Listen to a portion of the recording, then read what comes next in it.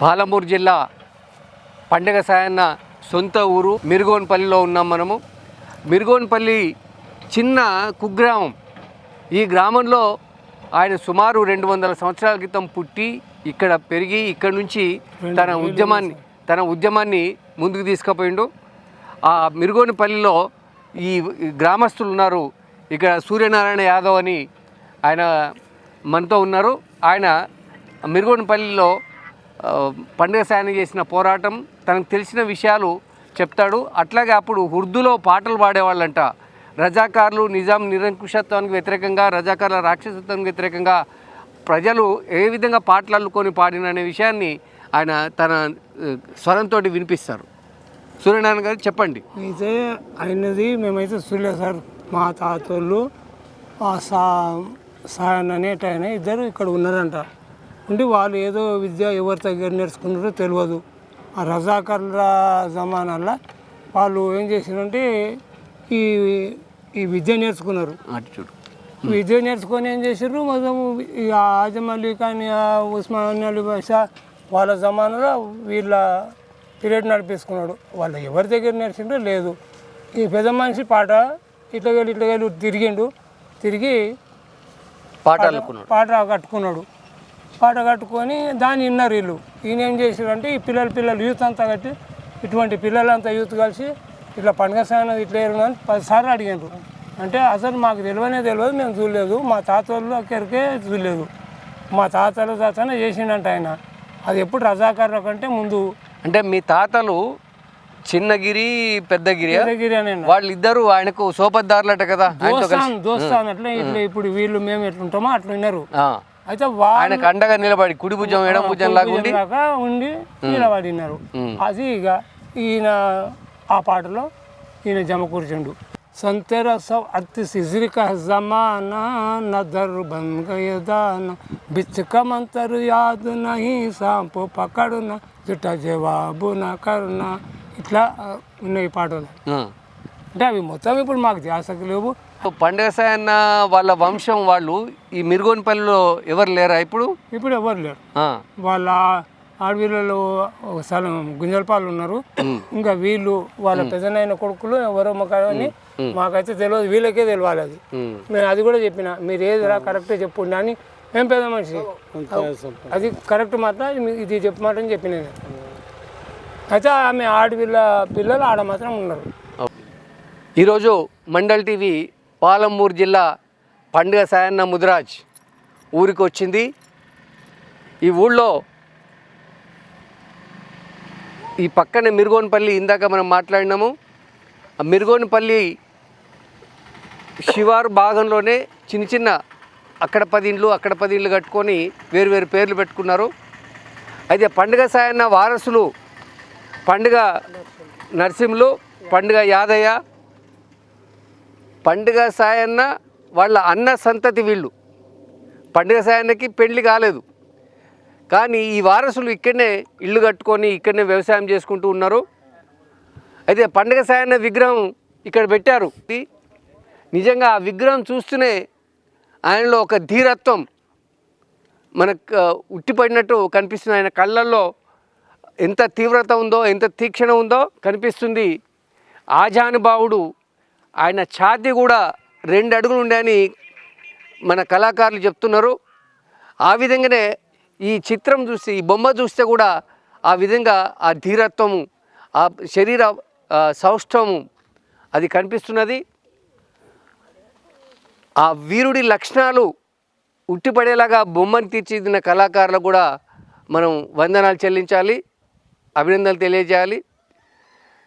పండుగ సాయన్న నిజాం నిరంకుశత్వానికి వ్యతిరేకంగా, రజాకార్ల రాక్షసత్వానికి వ్యతిరేకంగా ఇక్కడ స్థానికంగా ఉండేటువంటి భూస్వాములు, రెడ్లు, కొల్కచెర్ల వెంకటరెడ్డి, రామరెడ్డి ఇట్లాంటి వాళ్ళు, ముస్లిమ్స్ వాళ్ళ ఆధిపత్యంలో పల్లె ప్రజలు ఏ విధంగా నలిగిపోతున్నారో ఆ విషయాల్ని చూసి ఆయన హృదయం ద్రవించింది. ఆయన దానికి వ్యతిరేకంగా ఆ భూస్వాములు గడియల దొరల పెత్తనానికి వ్యతిరేకంగా ఆయన స్పందించి పేదల పక్షాన్ని నిలిచినటువంటి యోధుడు పండుగ సాయన్న.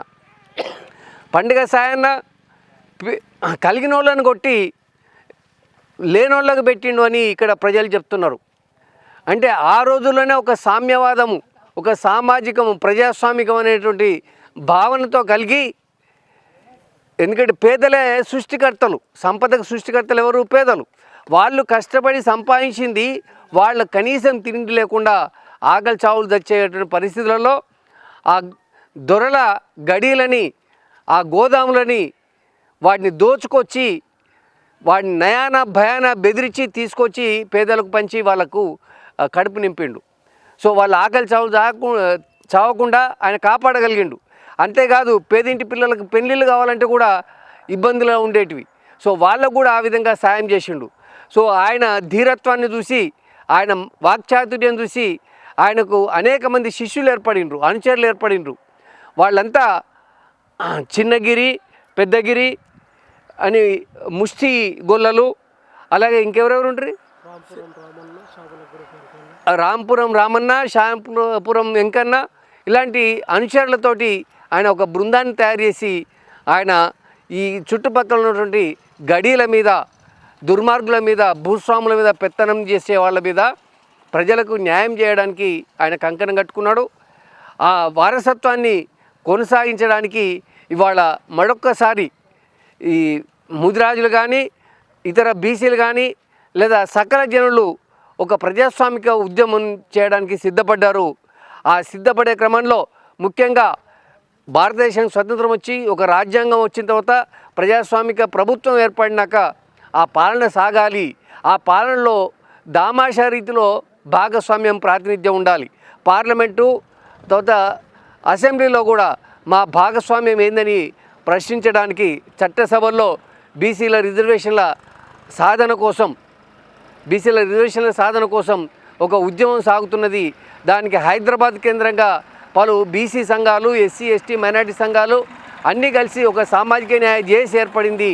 ఆ సామాజిక జేఏసీ న్యాయ జేఏసీ నేను ప్రస్తుతం చైర్మన్గా ఉన్నాను. అలాగే మన హిందూ బీసీ మహాసభ అధ్యక్షుడు, సామాజిక న్యాయ జేఏసీ ఇది వైస్ చైర్మను మన బత్తుల సిద్ధేశ్వర్లు ఉన్నాడు. అలాగే వాళ్ళ సంఘానికి సంబంధించినటువంటి మిత్రులు ఉన్నారు, వెంకటస్వామి ఉన్నారు. ఇక్కడ డక్కలి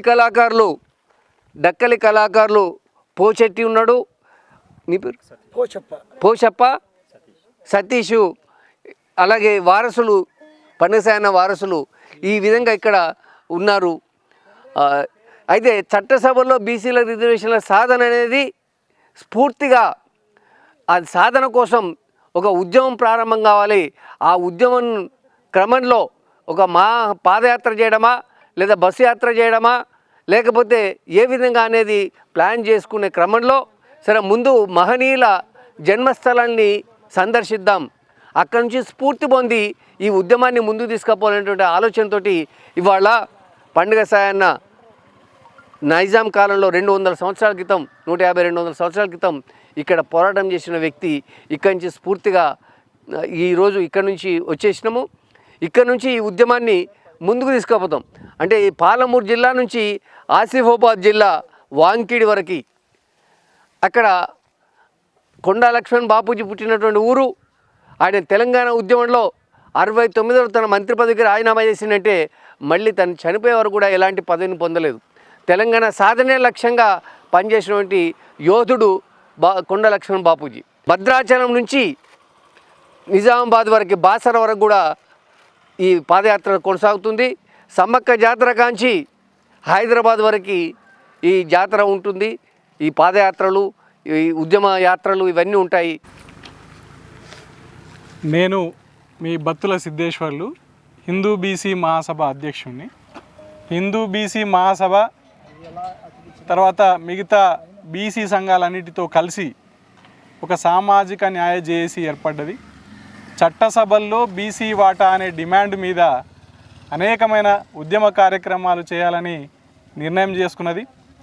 పాదయాత్రలు, తర్వాత బైక్ యాత్రలు, అనేక యాత్రలు ఇక్కడి నుంచి మొదలై ప్రారంభం అంటే పండుగ సాయన్న ముదిరాజ్ పుట్టిన జన్మస్థలం మిర్గోన్పల్లి, ఇక్కడి నుంచి ప్రారంభమై హైదరాబాదు మన అమరవీరుల స్తూపం, తర్వాత బెల్లి లలితక్క భువనగిరి, మారోజు వీరన్న కరివిరాల కొత్తగూడెం, దొడ్డి కొమరయ్య కడవేండి, తర్వాత పాలకుర్తి చాకల ఐలమ్మ, సర్వాయి పాపన్న కిలాషాపురం, కొత్తపల్లి జయశంకర్ సార్ అక్కంపేట్, అట్లనే వాంకిడి వరకు ఒక యాత్ర. తర్వాత క్రమంలో అనేక యాత్రలు ఇంతకుముందు అన్న చెప్పినట్టు భద్రాచలం నుంచి బాసర వరకు తెలంగాణలో బీసీని చైతన్యవంతం చేయడం, కూడగట్టడం, తర్వాత ఢిల్లీకి కూడా ఈ పాదయాత్ర అనేది తర్వాత క్రమంలో ఉంటుంది. చట్టసభల్లో బీసీ వాటా సాధించేంత వరకు అవిశ్రాంత పోరాటం చేస్తాయి ఈ సంఘాలని.